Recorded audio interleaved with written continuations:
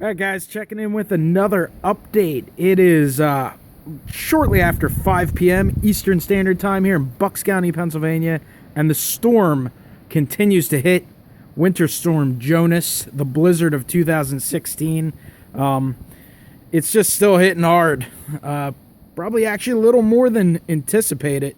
I know the light has gotten a little low, so it's a little tough maybe to see the snowfall, but the snow is falling still very consistently.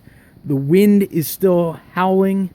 It's around 20 miles per hour. It's 29 degrees right now, and as you can see, the snow has continued to drift.